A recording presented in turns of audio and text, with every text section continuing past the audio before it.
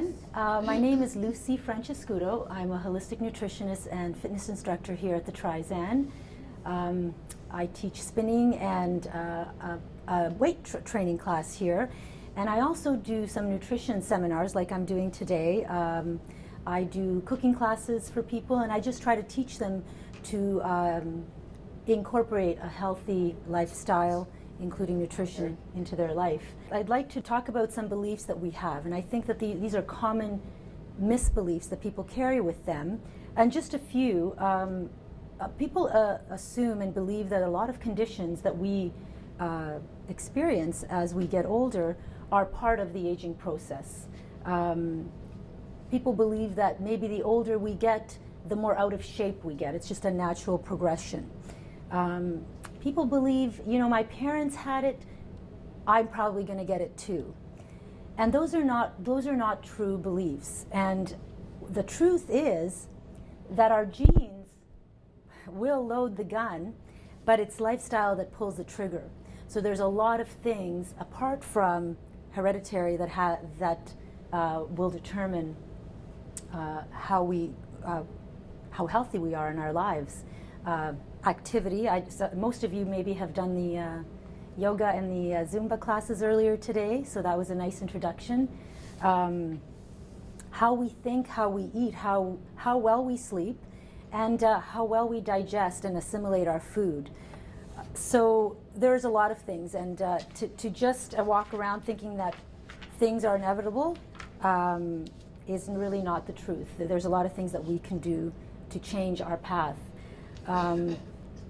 People who take care of other people, caregivers, sometimes don't take the time to take care of themselves, especially when it comes to nutrition. You're on the run a lot, we're on the run a lot, whether you're taking care of elderly or young kids.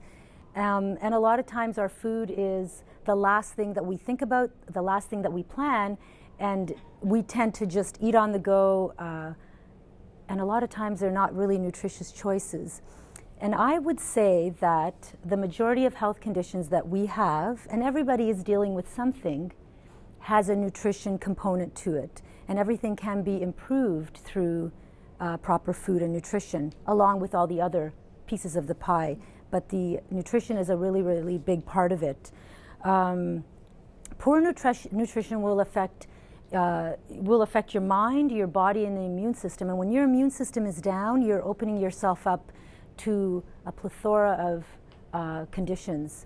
Proper nutrition, in my mind, I like to focus on what you can add to improve instead of what you have to take away. Because when you start talking to people about things that they should not have, it gets very overwhelming, especially if you've been eating a certain way, and it's really hard sometimes to change habits. So I did bring a few things to introduce you to. You might be familiar with some might not be familiar to you at all.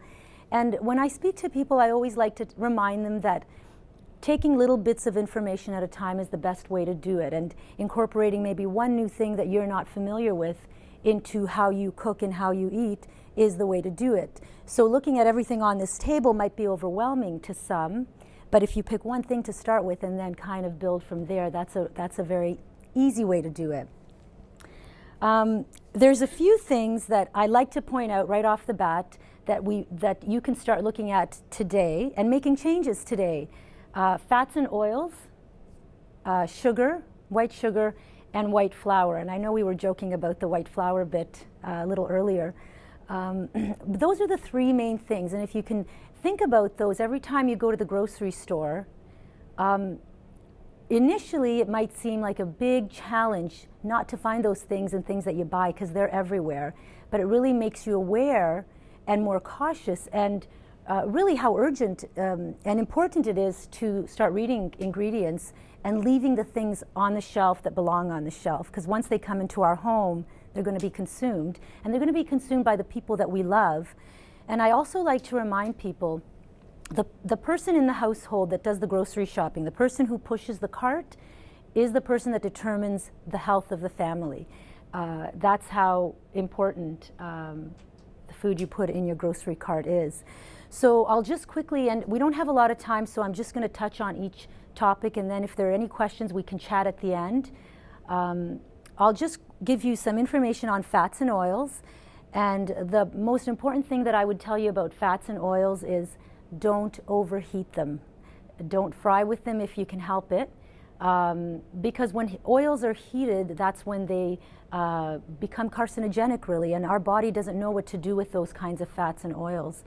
And our culture has made us very nervous about fats. Everything that we look on labels is, well, how many grams of fat, and is it fat-free? And we've become so terrified of fat. And in truth, we need fat. Our body needs fat, our brain needs fat. Every single cell in our body is surrounded by a cell membrane that's made from fat. The trick is to give your body the good fat that it needs. So coconut oil, for example, is one of my favorite, and this has gotten a bad rap over the years because it is a saturated fat, and not all saturated fats are bad. So, without getting into the chemistry of it, coconut oil is composed of medium chain fats, and the body breaks that down differently than it breaks down other fats. It's processed in the liver and it's used up for energy. So if you're a very active person, or if you're running around a lot and just a very busy life, it's a great way to incorporate. The coconut oil is maybe in a light saute instead of a more unstable oil like olive oil is not bad, but I wouldn't do high heats with olive oil. Grapeseed oil I wouldn't cook with. I would cook with coconut oil if you don't mind the coconut smell. And if you've never tried it, you're welcome to come up and open the jar and smell it. But that's the biggest thing with oils, don't overheat your oils. And if you're sauteing with a different kind of oil, what you can do, a little trick that I sometimes use, is to just splash a little bit of water with your oil so it prevents it from overheating and keep the temperature low. I'll give you some homework, actually. When you go home, go through your cupboard and take a look at how many things in your cupboard have the hydrogenated oil ingredient in it. Hydrogenated or partially hydrogenated is very, very carcinogenic to our system. Again, our body doesn't know what to do with those kinds of fats.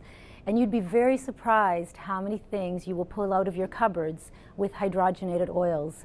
And next time you're in the grocery store, take a look at what the ingredients are and don't pick it up if it has the hydrogenated oils. The next thing on my list is sugar. White sugar in particular, but all sugar really has the same effect on our body. But in a nice transitional way, just removing white sugar would be a huge step.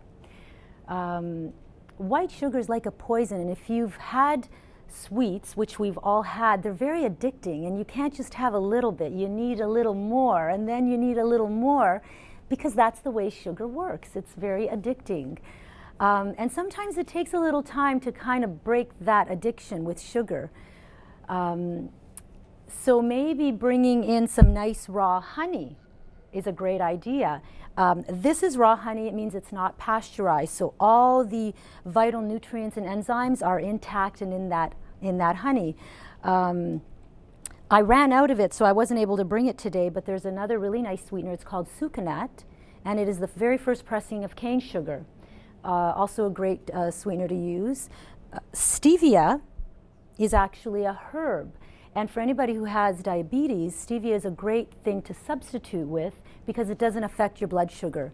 There's a couple of different forms. This is a powder form. It comes in drops. I'm not sure if it comes in little capsules, but it might. I've always ever used this one, and it's much sweeter than sugar, but it has a little bit of a different taste, so it takes some time to get accustomed to. Coconut sugar is another great sweetener, and you'll find as you pull away from white sugar that you won't crave that sweetness. That will slowly diminish, and it really is a great feeling because you don't feel like you're overpowered by these sudden cravings to have something sweet, and that can definitely pass if you take it away and go through that getting used to phase, I guess. High fructose corn syrup. I'll tell you a bit about that. High fructose corn syrup is something that was they started to use in the mid-70s, in replacement of sugar in things like sodas and baked goods, because it was cheaper and because it made things last longer on the shelf. But we've created a society where we consume way too much of it. So if you're drinking pop, if you're buying baked goods, take a look at the ingredients, and I guarantee you that you'll see high fructose corn syrup. There really is no place in our body for those kinds of sugars. So I would say eliminate those ones completely. One more thing, artificial sweeteners. A lot of people use artificial sweeteners to maybe manage their weight, and it actually doesn't work that way, because you end up craving more and actually increasing your appetite with artificial sweeteners. And it gets very tricky with artificial sweeteners because they go by a few different names. So, for example, there's aspartame and saccharin, sucralose, neotame, and then a few others that I can't even pronounce. So it takes a little bit of investigating and just getting familiar with the different names and then looking out for them. But don't be fooled by thinking that if you have something with an artificial sweetener in it, you're doing anything for your waistline or for your health, because you're not. So I would rather have white sugar than artificial sweetener. So that's how much I don't like it.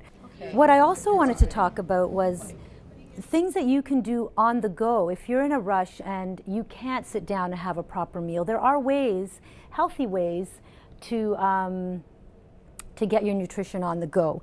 And the things that I've brought here today are Hemp Hearts. And again, you might be familiar with these, you might not. They're very common now. You can find them in almost every grocery store. Great protein source, great source of omega-3s. And going back to fats, omega-3 is an essential fat that our body needs, but we don't make. So it's necessary to get it from our food. Salmon, walnuts, hemp, flax, those kinds of foods have omega-3, and the important thing is to balance these fats, the omega-3s with especially the omega-6s. And in our culture today, there's an imbalance because the lack of these kinds of foods and too much of let's say the vegetable oil type foods. So Hemp Hearts, Chia Seeds, have you ever heard of those? Another great source of omega-3s. And there's a really nice blend where you have chia and flax together. So sometimes what I do is combine these equally in a little jar, and when I'm making my morning smoothie, I just take a scoop and I throw it in. So you're getting a nice source of fats and protein as well. Whole flax seeds, some of you might know, not a good idea to consume as a whole seed. Better to grind up in a coffee grinder and consume that way. Grind them up as you need them. So don't buy them ground, and don't ground a whole bunch up at a time. So just grind up what you need. A great thing. If you consume them whole, are they bad? No, but you'll have a really nice bowel movement. So they're not a bad thing, right? And I'm not shy to talk about bowel movements. Maybe we can do that next time. Almonds, also a great snack. I brought my favorite almond butter. It's almond and hazelnut, and I brought this because if any of you have any peanut butter in your cupboard, take a look at the back on the ingredients, and it'll be interesting to see, apart from peanuts, what's in that peanut butter. So take a look. That is also your homework. I'm giving you some work to do.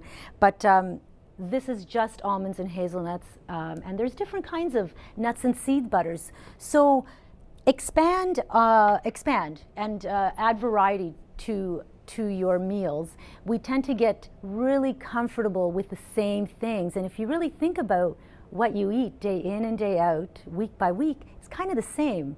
So maybe looking at some greens that you're not familiar with. Has anybody ever tried kale? I get beat up all the time about kale because I make kale chips for my friends even though they don't want them.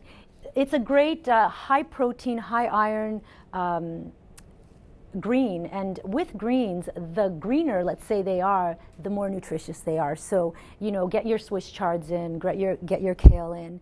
Kale is kind of tough, and you're welcome again to come up and take a look at it. So if you wanted to add it into salads, even just a little handful, chop it up really, really fine, and incorporate it into the salads. If you have little kids, they won't even notice if it's chopped up really fine.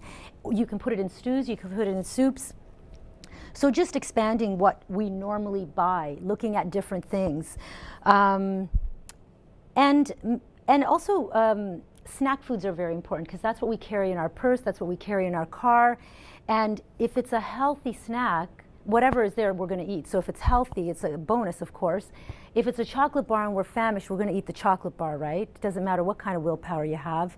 Sometimes those cravings are too strong. So why not put some pumpkin seeds, put some sunflower seeds, put some dates and raisins and those kinds of snacks so they're handy before the chocolate bar.